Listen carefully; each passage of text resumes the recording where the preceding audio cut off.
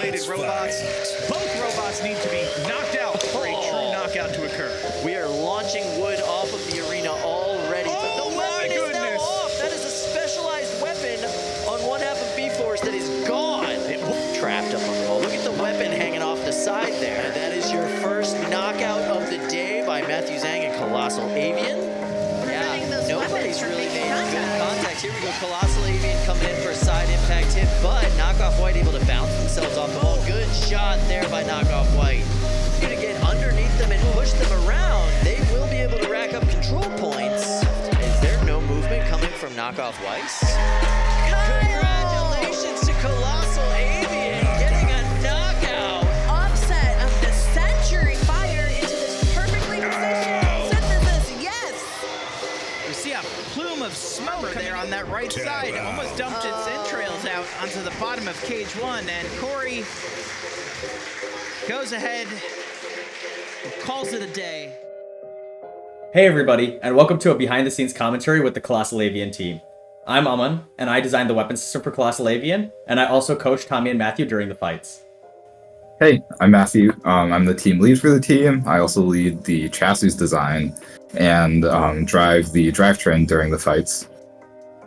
And I'm Tommy. I lead the ground game and armor for the bot, and I drive the blade and arm in the fights. Yeah. So for some context on our team, we've known each other for 4 years. We started off building 30-pound robots as part of a club at the University of Illinois. And after graduating, we wanted to keep competing with Colossal Avian. And so we came out to the June Teams event. In this video, we're going to be giving a behind-the-scenes look into our thought process during fights with Colossal Avian. So let's get right into the fights. So let's go ahead and meet our next competitors. This is Colossal Avian and Crack.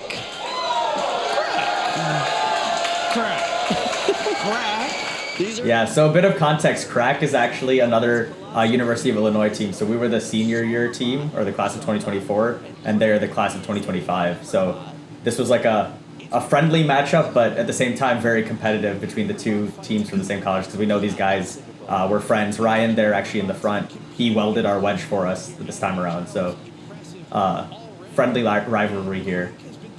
Yeah, definitely can't let them win though. Yeah, definitely not. Yeah, so going into this, our strategy is basically just out-control them, try to hit them on the top, and try to not let them do the same thing to us. Kind of like a mirror matchup here, so both have the same strategy against each other. Yeah, and they do have the reach advantage is the thing, so you can see, I mean, I think Matthew can say it better, but you can see him trying to not go head-on, because that head-to-head we will lose every single time. So he grabs the side right there. Yeah. We were aiming for the left side of their bot, because that's where they have the chain exposed. So you can kind of see we go straight for that to begin with. Long dangly bits on the front of Colossal Avian, doing a great job getting under Crack. Helps it to control the match. Yeah, and this would have been more sketchy right there if their weapon was not already not working correctly. Like you can see it stuck in that forward position, which was good early on. I'm not sure what happened there. Yeah, I think we took out their chain in those first couple exchanges. We didn't have weapons. Crack is not moving. Absolutely. Crack seems dead in the water. Wait, there's a little bit of a twitch. It's trying. Something is gumming up the works in that robot. But the countdown is... Yeah, they're dead here, but gave them a little bit of a poke. Yeah, you can see if you look at their camera view right now, you can see how they're telling us to hit them to help revive their bot. And usually we wouldn't listen. We're gonna take the win, but this was a friendly competition, so you can see they're back. A little percussive maintenance. We got them going. Yeah, they're super excited. Gentlemen, Crack is back. There's another nice pin by Colossal Avian. Weapon getting up to speed and a shot directly. We were being a little conservative too, because we were having some issues with the weapon motor burning out, so we wanted to save it for the next fights. Your robot strategy perfectly. Pins, holds, gain those control points, and then come in for a massive hit. This is a very tactical match, and we weren't necessarily expecting that out of these two. Normally, this is a slugfest. They are hitting each other as hard and often as possible. Colossal Avian, though, has turned this into a driving test. The weapon getting up to speed on Colossal Avian, and they get a pin and a shot right on the front armor plate.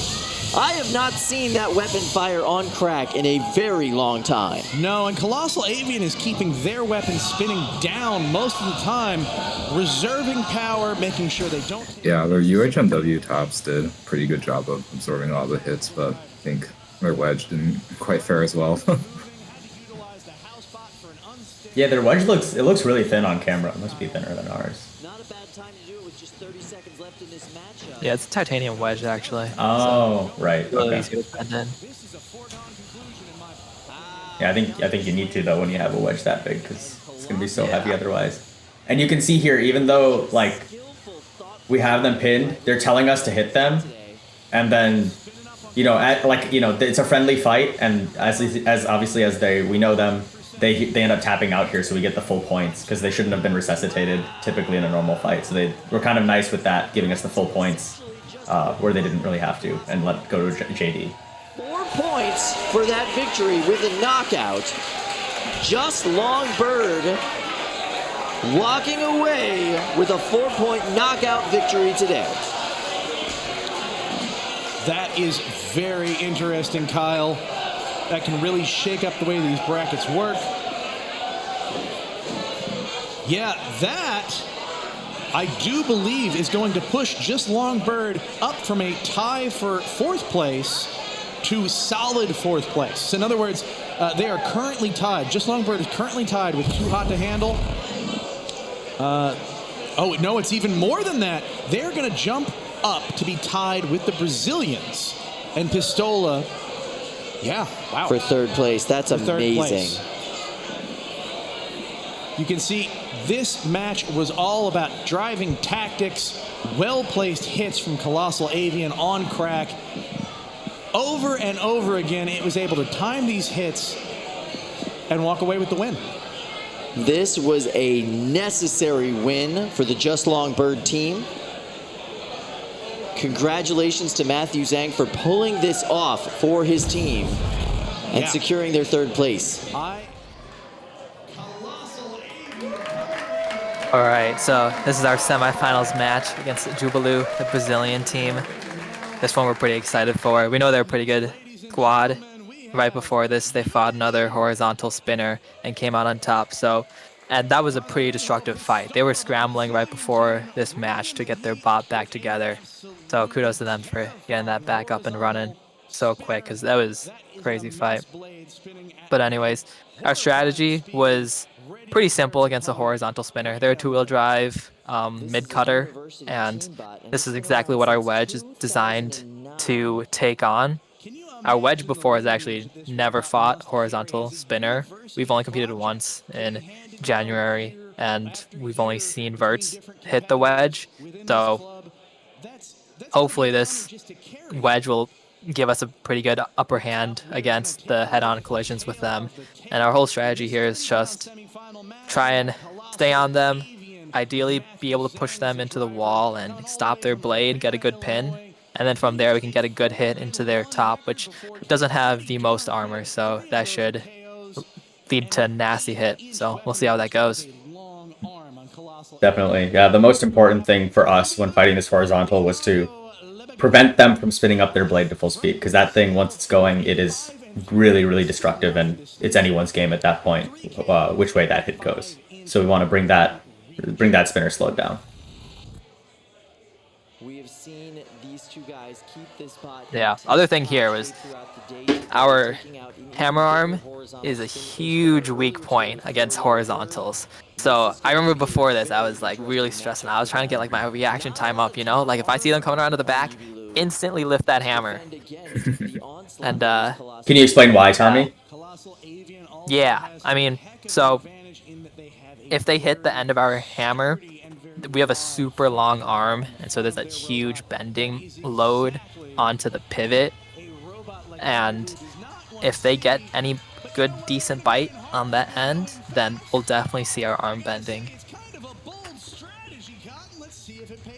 Yeah. Have to be really careful on the driving too, you know. Got to keep the front end pointed towards them. Can't let them spin around and horizontal spinners usually bounce around a lot, so you can't really expect them to land certain spot too. So you got to be really careful. So yeah, Yeah, definitely a hard fought match, as I think we'll see. Yeah, it can get really chaotic. Fully agree with that. And they can whip around so easily. It's kind of nice that we're more on the wider side, so it kind of lets us stay more face on with them rather than letting them come around to our back. But yeah, see this go. Yeah, that initial charge didn't go our way. They kind of got up to speed, and we missed slowing them down a couple times. And then here they got on top of us, which was their blade got on top of us, which was really, really bad for us. Because that's the weakest point of our chassis, is that main pivot where the arm pivots around. We have all of our belts, all of our chains there, everything that makes our arm and weapon work. Has to be very careful not to allow Jubileu to get a shot on those top placements for the arm and the weapon. Something that could really wreck them is a massive horizontal strike. This is really controlled driving. Colossal Avian charges too hard.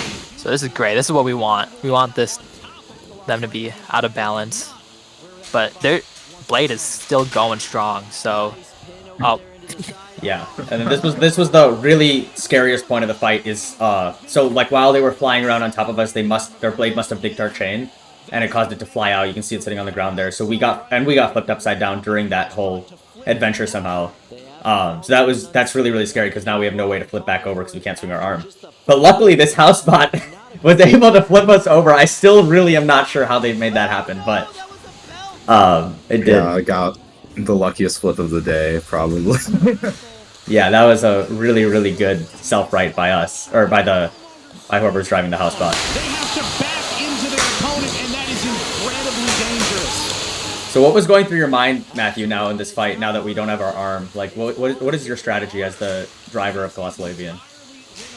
Yeah, I mean, we're like, well, we don't have our main weapon anymore, so only option left, basically just run into them, try to break them kind of with our fist. And I think it mostly works well, because you see here their weapon stops, and kind of midway through we realize too we can spin the weapon that we have kind of back into them. We were trying to do that a little bit in the beginning, having some weapon disc reliability issues, but I think we get to do it later on. Yeah, here we just drove over our chain, which was obviously not ideal. We don't want to get high-centered on that. And I think the casters even say it. But we did see their belt fly out, so that's when the blade stopped spinning, and then we drive over our chain again. Yikes. Great drive, Matthew. Yeah, thanks, it's, you know... Big hit! This was the craziest hit. Matthew, Amon's going crazy in the corner there. I was so hype on that hit, dude. In my mind, that was like the turning point where we were like, oh, we brought this back. It's like, that hit showing that we still have aggression even though our weapon is down, still putting in a hit. And Matthew's driving backwards to make that hit with some crazy maneuvers. That was crazy. Then we get stuck on, I think, just like some wood on the ground. This fight is going to the judges. Frankly, it is anybody's game. Yeah, that was really scary, because we had no idea like which way judge's decision could go at that point. I mean, we were basically immobile at the end. We'd already gotten like a lucky flip from the house spot, but on the other hand, you know, we controlled a good part of that fight. So it was, yeah, pretty much anyone's fight at this point. So we were really anxious to hear that judge's decision. That flip that the house bot did for us, oh my god. Insanity. That, huge props. Like, that's insane. I honestly thought when I saw us upside down and the arm wasn't swinging, I thought it was over there. But same. I was, yeah. I don't even know how when we swung our arm, we like ended up flipping ourselves too. That was kind of weird. Just like so much torque, I guess, that it. And there you can see their belt fly away to the blue square in that spot. Yeah, some crazy physics during this fight. Physics are fake. Yeah, props to Jubileu for staying in there, staying aggressive, landing all the hits, taking out our weapon system basically. They did great in this fight too. Yeah, this was a really close one. Win, but right now we have a decision. Ladies and gentlemen, here we go. Your winner by unanimous decision, Colossal Avian. Wow. And a fairly wide margin. That is a hell of a result. They didn't get video footage of us, but we were like waiting outside of the pits. I mean, not the pits, the arena, and we got so unbelievably hype because we had no clue who was gonna win. Before we go on to the finals fight against Emulsifier, I want to talk about a sponsor for Colossal Avian, PCBWay. They graciously provided us with these complex parts that came out perfectly, which helped us achieve this incredible tournament run. I'm gonna hand it off to Matthew to talk about some of these parts. Yeah, so 2 parts that PCBWay provided us were the weapon hub, which has basically this like interlocking feature with the center of the weapon, houses 2 bearings and V-belt on one side, as well as the corresponding intermediate pulley. So this is sort of like a 2-stage pulley. It contains like 2 V-belt profiles. Yeah, so in addition to the pulleys, the 2 parts here are the cush drive, which, uses a soft material to absorb a lot of that impact of the arm swing when it hits the opponent, and also a slipping clutch, which does the same thing, but instead of by compressing a soft material, it slips. So we kind of have 2 factors there with a lot of these complex parts that are made by PCBWay. These complex parts that PCBWay provided us survived combat, performed exactly as how we designed, and on top of that, we didn't have to spend any extra time filing them to get them to fit. These tolerances came out great, and overall, I was just really happy with the experience. If you're looking to make some combat robot parts, I highly suggest receiving a quote from PCBWay. Their auto quoter is simple, instant, and we get a final price pretty soon after. And honestly, while looking for people to make our next parts for V3 of Colossal Avian, we went to a bunch of different suppliers, got some quotes back, and PCBWay was by a considerable amount a lot cheaper than the rest of these suppliers. So overall, these parts were great. I want to thank PCBWay for them and helping us achieve this amazing run. Ladies and gentlemen, every other robot fan in the building, it is time for a 30-pound finals. Let's hear it for Mulsie. All right, there is a Emulsifier coming out there. Yeah, a really scary robot, big vertical spinner, big forks. Honestly, like pretty good counter to our robot because they can deliver a lot of knockout potential in just one big hit. So strategy for this fight was kind of almost to play a bit of a keep away game. You'll notice on the front of our forks we've got these stoppers. Those are basically designed to prevent them from getting a little too close to us. So kind of keep them at bay a little bit, try to push them around, and then wait for that perfect opportunity to get around to their back and land a hit. Yeah, we've never fought a robot quite like a Emulsifier before, so a lot of untested strategies going into this. We ran without our top armor this fight. We're kind of worried they would catch the bottom of that, throw all that off the robot. Yeah, running our steel forks, the stopper set all the way at the front. Again, trying to prevent their weapon from making contact. Try to use our extra long reach to our advantage. Yeah, those TPU stoppers that Matthew's talking about there's a bunch of holes in our wedge, so we have multiple spots where we can put them to kind of adjust depending on the opponent. And we know Emulsifier has a huge blade, so we put them in the forward most position so that their blade isn't able to contact our pivot or like the whole assembly with the chain, the belts. Like if they hit that, then game over for us. And Emulsifier, man, these guys don't lose. We're huge underdogs going into this, and this was we were definitely so nervous. I mean, before this fight, we didn't even have much time to really think.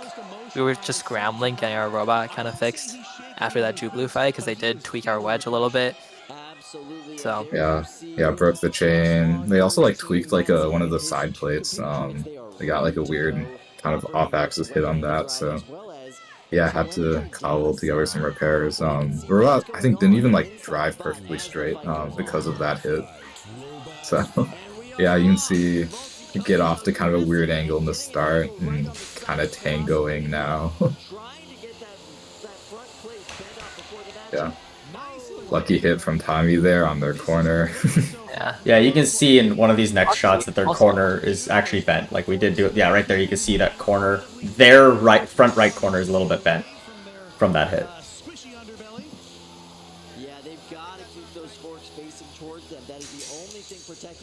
Yeah, the first 30 seconds of this fight are looking really good for us, right? We're not letting them contact anything, keeping them at bay with our forks, getting under them, getting this control. This was a huge hit by us to kind of flip them and get that control points. And then this one as well. You can see we slowed down their weapon quite a bit. Yeah, great driving by Matthew here. Yeah. Yeah, still trying to line up kind of that knockout hit where we have them perfectly pinned, but you know, they got that big weapon. They can just kind of reaction torque anywhere they want to be, so it's hard. Ugh. This one was really scary, but huge, quick self-right by Tommy and Matthew to get us away before they were able to capitalize on having our whole robot exposed and defenseless. But they gotta stop showing their back to Mulsie. Oh, that swing of the hammer was a bit of a mistake there. Caught them a little bit closer and allowed that weapon to... Yeah, so right here was like a really crazy hit because it didn't look like too bad of a hit because they contacted our wedge. But this is actually the point in the fight where our robot was completely non-operational. So we could see that there was power inside. Well, after the fight was over, we could see that there was power inside. And we're calling for an unstick, but... And the second hit, but our robot is still already not working. So none of this really was... It was already over. Because we had some electronics issues inside. So, yeah. I think Matthew can go into a bit more detail on exactly what we saw happen here, but it's still a little bit of a confusing hit to break down in the first place.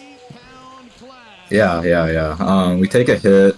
I mean, probably could have survived that on a good day, but seems like, I don't know, we just took like so much shock from that damage. You know, Mulsie has that huge blade, and I think something in like the kind of the low voltage electronics just gave out, either like our BEC or receiver, because we were still getting power kind of to everything. We could still see the LEDs, but the robot basically wasn't responsive to anything. I believe after we like did like the whole post-mortem of the robot too, we couldn't get our receiver working right either, so that was cooked. Yeah, Mulsie just hit us that hard, I guess. Took out our electronics, so yeah, gonna have to do some work on shock proofing all of that and maybe trying to troubleshoot, but yeah, Mulsie showed us why it is so feared. Definitely, but yeah, overall, I think after this event, we're feeling pretty good. Like so overall, we placed second after this, losing to Mulsie, but I think our performance against them is nothing to be sad about, because that first minute of the fight was really going our way, I feel. And you know, but obviously we did learn how deadly their weapon was. So great job to Mulsie for having such a powerful and robust robot. I mean, we flipped them over, and their weapon was still going at like full speed, which is terrifying. Yeah, tough bot to really get a hold of too. Yeah, when they start going on some hits, they really get going. They like flip a kill switch and it's just boom, boom, boom, 3 hits, and we were out after like a minute of like kind of stalling out, and then they get 10 seconds of just absolutely hammering us. And yeah, I mean, you can see us flying back, so definitely a decent bit of shock. I mean, we hit the arena wall pretty hard too, maybe shock there. Yeah. So that was the robot, but we're coming back for them. Yep, we're coming back. Finals. So for this competition, we partnered up with Seth and his robot Subtraction and Chris and his robot Yabnal to form Team Just Long Bird. And yeah, they were super great to work with. Really enjoyed competing alongside them. They had some really well-engineered machines, and hope to see them around in more competitions. Get to compete alongside each other more.